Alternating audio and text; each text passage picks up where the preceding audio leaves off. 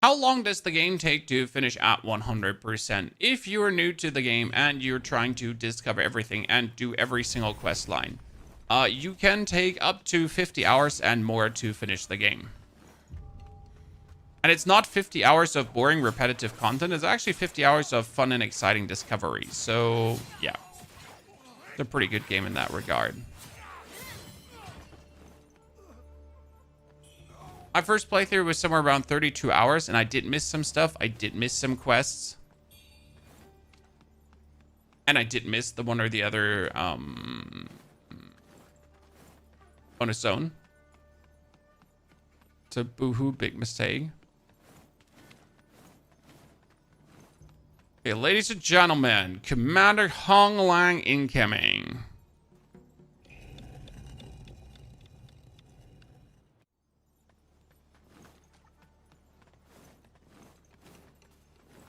Get her down. By the way, we're 9 minutes ahead of schedule, so we're pretty quick through. Whee!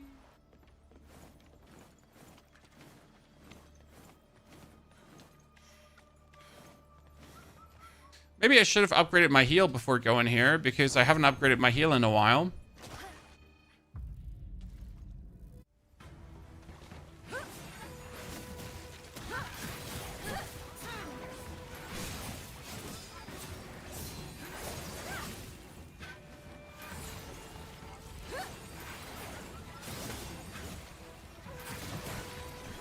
Okay, when she does her feed...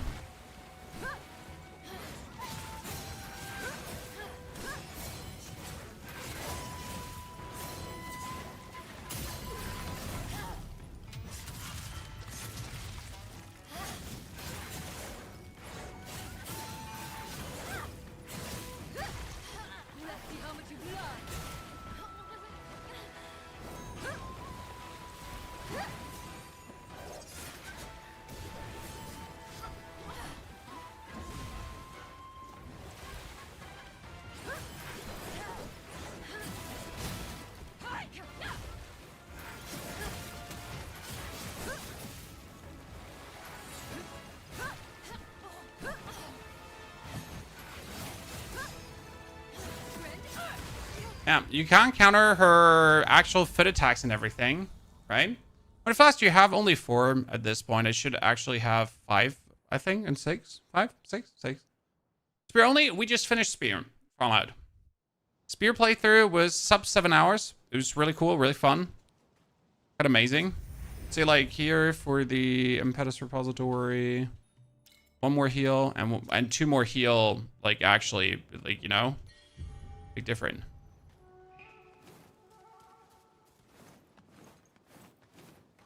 Don't worry, we didn't change the title because we were in the flow.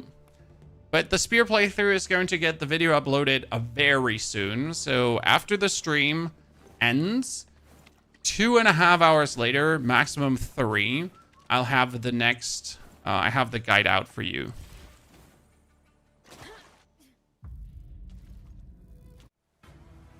Oh, I just took a potion instead of...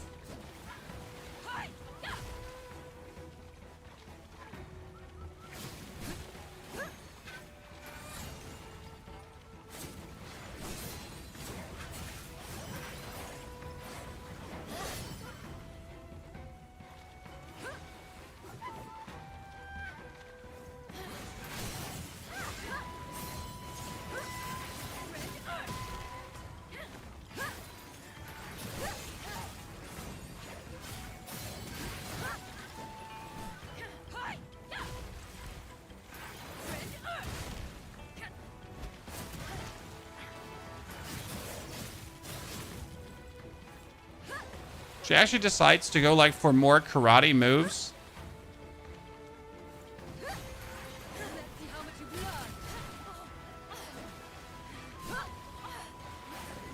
Wow. We aborted her. We aborted her getting staggered.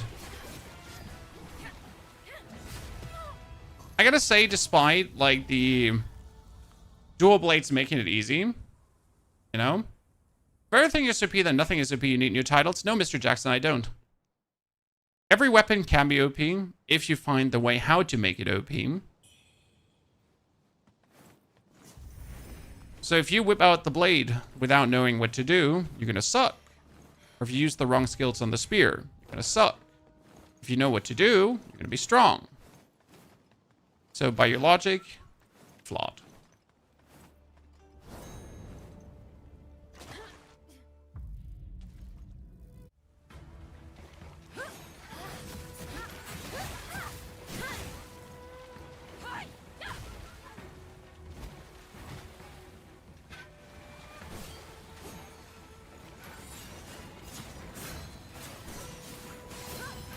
Problem is, if I'm waving my fire blades around, I don't actually see if she is going for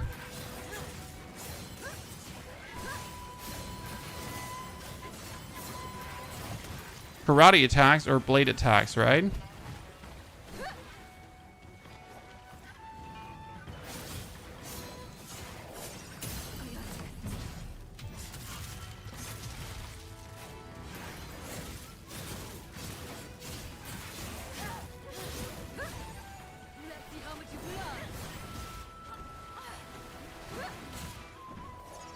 Wow. Bully Chan.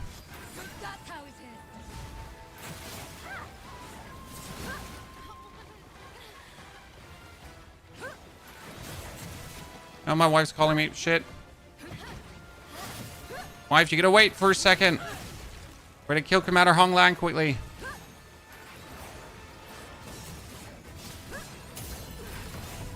Okay, wait. I got it. I got it.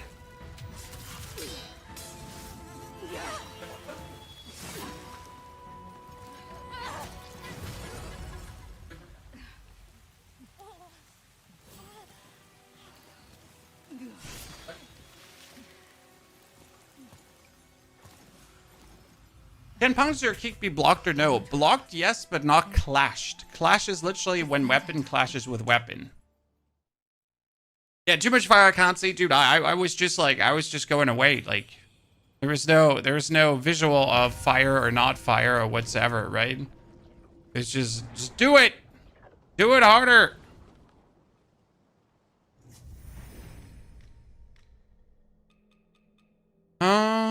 Vitality Force, Plunging Force, Skyborn Combo Force. Consecutive attacks increase your damage. I guess that one is really meant to be played for the blades, right? So yeah, that was Blades to Hong Lang chat. Now in very quick, right? I think GG, well done. Blades are nice, but I think, like, I don't know how to say this, but they're missing finesse. Right? I have enjoyed every single playthrough very much. This is just going through the motions right now. I'll be honest with you. Yeah, it works. Sure, you could do it, but I don't enjoy myself. It's not fun to play the dual blades. Heavily don't recommend them. That being said, we're going to end the stream here. That was today's stream, ladies and gentlemen. Thank you for coming so much, and so many of you. Hopefully enjoying it. I will be back tomorrow with the Diablo 4 PDR, and in 2-3 hours, you're going to have on the channel the guide for the spear build that beat the game in under 7 hours. Okay? So have an eye out for it. Spear's going to come. Thank you for watching. Hopefully enjoying. Don't forget to subscribe, follow, find your way back for more. And I'll see you then. Take care.